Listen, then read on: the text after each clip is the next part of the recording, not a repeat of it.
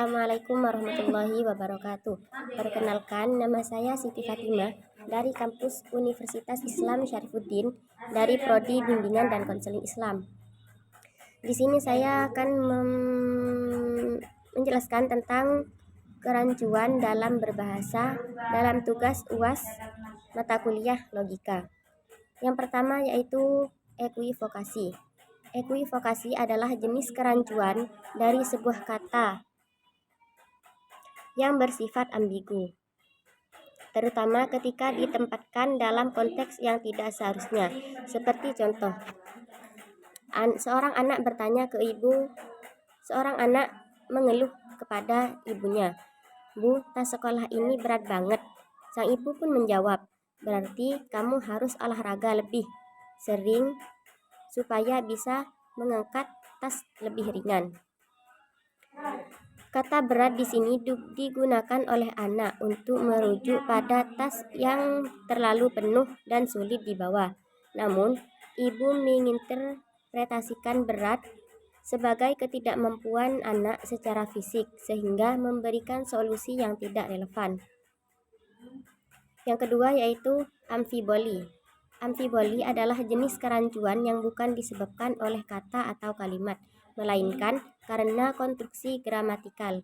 Seperti contoh, "Ayah, jangan bicara sama orang itu."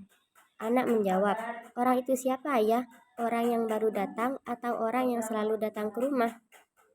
Kalimat "orang itu" bisa mengacu pada seseorang yang baru saja datang ke rumah, atau bisa juga merujuk pada orang lain yang sering datang ke rumah. Tanpa konteks yang jelas, kalimat ini membingungkan. Yang ketiga yaitu aksentuasi. Aksentuasi adalah kerancuan yang terjadi karena perbedaan penekanan pada bagian tertentu dalam sebuah kalimat. Penekanan ini dapat berupa tanda baca, dapat juga berupa nada bicara dalam konteks percakapan langsung. Seperti contoh, "Ayah, minta tolong ambilkan buku itu dari rak." Sang anak menjawab, "Dari rak yang mana, Ayah? Rak buku atau rak lainnya?" Penekanan pada kata dari bisa menyebabkan kebingungan karena anak bisa mengira bahwa buku itu harus diambil dari tempat selain rak buku, padahal yang dimaksudkan adalah rak buku. Penekanan yang tidak jelas mengarah pada kebingungannya. Yang keempat yaitu hiperbola. Hiperbola adalah kerancuan yang terjadi karena melebih-lebihkan kesimpulan pada premisnya. Misalnya, "Kakak, lihat Kak, ini barang paling mahal di dunia."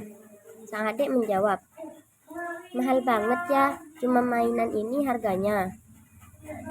Kalimat "paling mahal di dunia" adalah hiperbola yang bertujuan untuk menunjukkan bahwa barang itu sangat mahal menurut pandangan sang adik, tetapi tidak dimaksudkan untuk diartikan secara harfiah.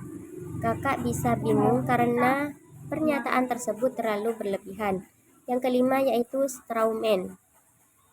Strawman falasi adalah kerancuan yang terjadi ketika kita melakukan counter terhadap argumen seseorang tanpa kita sadari paham apa yang diargumenkan.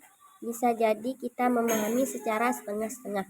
Dalam tradisi abad pertengahan, strawman dapat dihindari dengan mula-mula mengulangi argumen lawan untuk memastikan bahwa kita benar-benar mengerti apa yang diucapkan.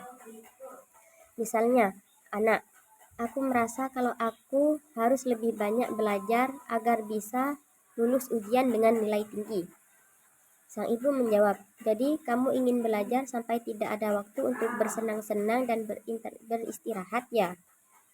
Anak hanya ingin meningkatkan waktu belajarnya, tetapi ibu salah memahami dan mengubah argumennya menjadi tuntunan yang berlebihan, yakni belajar terus-menerus tanpa waktu istirahat.